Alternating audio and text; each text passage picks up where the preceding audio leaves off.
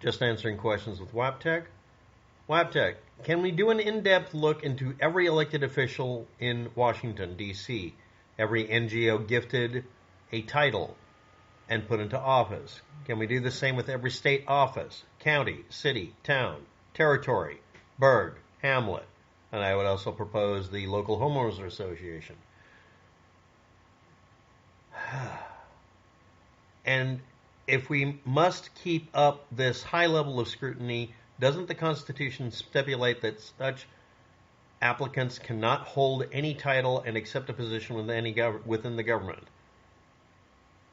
And many states have adopted an almost identical clause at one time or another. I don't know which ones were. I was thinking of looking it up, but I'm having a hard time finding any reference to it.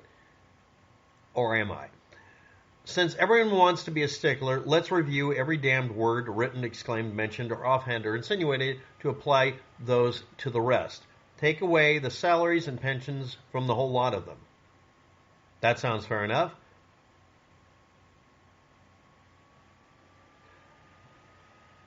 This is a person who's obviously bringing up a specific politician, but I'm not. I'm omitting just literally a couple of sentences here. For those of you who don't know, I'm a registered Democrat. I have been literally 50-50, slightly more Republican at one time, but I've been 50-50 registered Republican or Democrat. I don't like having a two-term president. I've never found it useful. Obama is almost an exception, but that's about it, I guess. Even that's kind of I'd rather switch back and forth. Because it placates both parties, because we unfortunately have an only two-party system, basically. And it keeps them from feeling dominant if you also do that on the state and county level, as well as your representatives in Washington, D.C., because all of them should be single-term.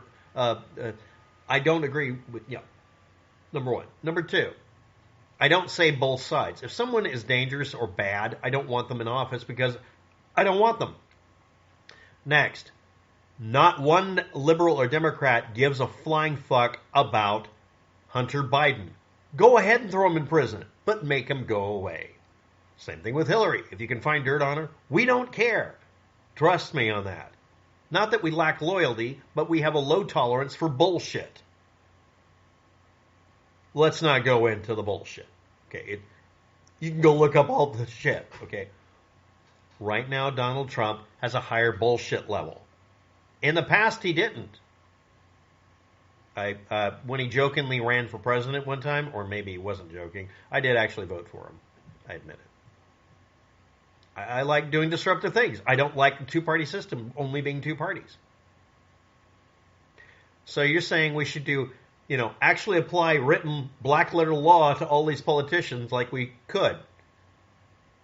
Yes. I'm not sure if you understand that this isn't the flex or anti-flex, if this is how you're attempting to present it, that you might think it is. I'm in favor of finding every excuse possible to remove every politician from office as often as possible because I don't believe any of them can keep their hands in the cookie jar. This is not the place to come to look for any kind of loyalty to Joe fucking Biden. I'd like him not to run this year. I'd like anybody to run. And I don't care if it's Republican or Democrat. That's not relevant. I don't want Trump to run because there's so much crap that is, unless you're really trying hard not to look, proves that there's something fucking wrong with him. At bare minimum, there's layered cake. It's a layered yellow cake of explosive shit he's done. He's a grifter. Okay, being a grifter in New York while doing real estate is kind of a requirement. He's been caught. There's the criminals we catch, and then there's the ones we don't catch that we name a library after. Okay. Wouldn't catch me casting a ballot either way. Now that has been said, what is your opinion concerning a completely unrelated subject? Let's just bring up Donald Trump here. It's pretty obvious there will be some people that will do about anything to keep Donald Trump out of office. But you didn't say Donald Trump. There's also a bunch of people who keep Biden out of office, Hillary Clinton out of office, Obama. This is the standard in our country. They don't let us vote. They want to prevent it. And the they I'm referring to are the people that need to feel completely unempowered because we keep firing their preferred puppets. And I want to point out there is a tiny amount of evidence. I'm going to call it tiny at this point. that you could call Trump a puppet. Putin had a preference for him, but only late on. Okay? Okay? Maybe it was just simply because they got along well. Maybe because a former Russian was married to Donald. So we're going to go on the other one.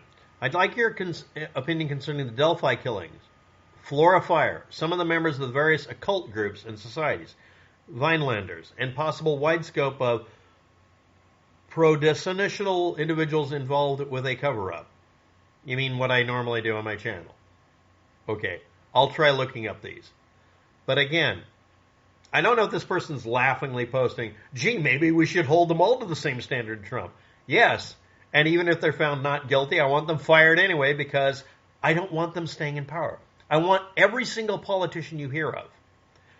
Your response should be, who? You should literally be looking them up based on the resume and saying, no.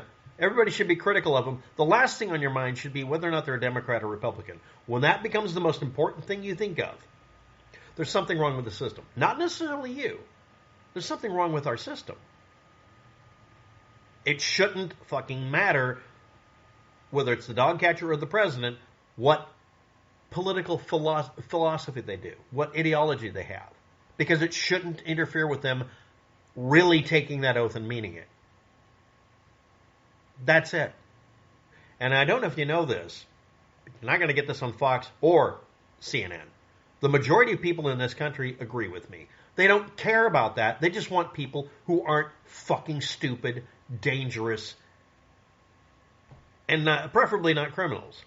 And my advice to everybody has been, always fire incumbents and start over with new people as often as possible. The United States, voting people out of office every 2 years or 4 years or whatever it is, depending on where you are, in whatever position, has the effect of being a soft, slow-boiling revolution every few years. We have the right to remove the most powerful people by literally doing that little bit of effort, or pushing a button, or knocking a hole through a piece of paper, which didn't work out too good. Thanks for watching. Have a good day. Good luck with that.